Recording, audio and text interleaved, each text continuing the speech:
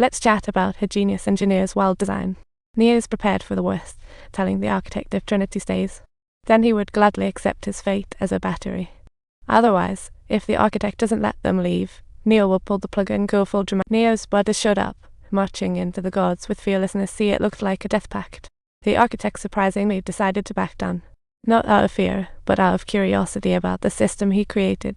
Neo recounted their story, and Trinity felt a sense of DJ Currence's en vue, but she couldn't tell if this was real or a glitch. Just then, her family showed up, dragging her outside without a word. As his love walked away, Neo wanted to shout but didn't dare, feeling broken like a labyrinth. Just then, Trinity turned, catching sight of Neo's hopeless gaze, and her real-world hand clenched. Memories flooded back like a tsunami, while her digital hubby suddenly looked anxious. Urging her to leave quickly, her digital husband didn't hesitate to show his true form. Trinity didn't hold back, taking him down with ease, while Neo unleashed his power, sending everyone flying. Then, time for a see, the architect admitted, underestimating Neo and Trinity's bond. Now she couldn't let them leave freely, and just as she was about to finish Trinity, the ultimate virus myth reappeared. See, Neo's awakening activated. Resurrected, Chad realized she didn't need to oppose Neo. See, only if he left the Matrix could she truly be free. With one punch, she sent the architect flying. Time resumed, and Neo quickly reacted. Chaos erupted in the hall while the real-world team used the captain's brain as a carrier to establish a branch unaffected by the Matrix. They successfully merged Trinity's thoughts with the captain, their virtual images overlapping instantly. As Trinity's powers activated, the team quickly disconnected, revealing their location, prompting the architect to issue a strike on them. But when they arrived, it was too late. Trinity was already rescued by Morpheus, and Neo and her in the virtual world drew closer, touching. They unleashed their combined power, instantly sending all gods flying. The architect shouted orders to seal off the area. As he finished, Smith shot him up, then he casually donned sunglasses, treating all to a performance.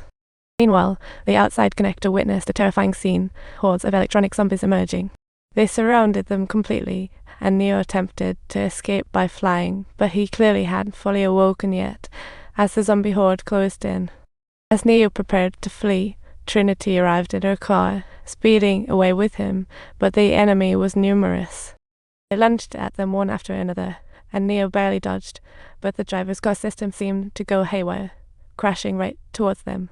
But a bigger crisis emerged, with people inside the building falling like ghosts. A couple at night intended to explore export-import trading.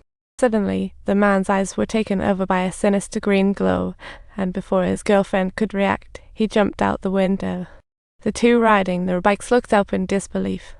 Then, a slew of people jumped from the high-rise, and the cyclists frantically used their powers to shield themselves from the skydiving human bombs, but these daredevils were feared. As they plummeted down, some unlucky ones landed precisely on a moving car that was supposed to escort them safely. Their car went haywire as it couldn't dodge the falling foes. Just then, a driver was hit by green data and charged toward them, but Neo unleashed his trump card and blocked the attack, while the car flipped and crashed to the ground. The enemies chasing them suddenly stopped, staring at their escape direction. Meanwhile, 2 armed helicopters appeared in the sky. Neo and Trinity found themselves cornered, in the nick of time.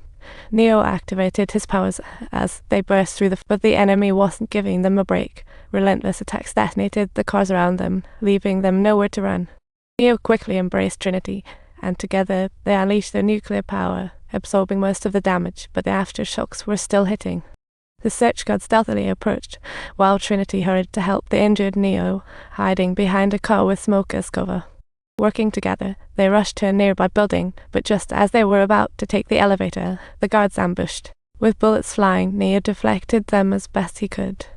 Thankfully, the elevator arrived, and they escaped inside. Just when they finally reached the rooftop, a new crisis unfolded as a drone hovered before them, and Neo quickly shielded Trinity. Facing a storm of bullets, the guards struggled as Neo felt the pressure building. They were forced to find cover, but sadly, just as they hid, they found another plane waiting for them. Neo had no choice but to flee, but crisis struck again as a missile flew straight at them. In a critical moment, Neo's energy erupted as he aimed at a plane, hitting it squarely, but the consequences were dire. The explosion blasted them away. After what felt like an eternity, they woke from their stupor, gazing at the sunrise like sparkling. After a long dark night, hope flickered. Two seniors in their 50s gazed tenderly at each other in the morning light, their souls quietly, like a sign of new beginnings to come. A tide of guards rushed to the rooftop as they held each other's hands, understanding, even if there's a cliff ahead, they didn't want to part now, preferring to take a trip together. But just then, Trinity awakened her superpowers. Neo had planted his code inside her long ago, and now it finally bore fruit, just as the helicopter returned. There was still one important task at hand, to find the real puppet master, looking at the analyst who had imprisoned them for 60 years. Trinity struck hard, making analyst jaw vanish, then restored it with a snap. Just as he wanted to ask what was happening, Trinity hit him with another powerful punch, and he was knocked to the ground. The look on his face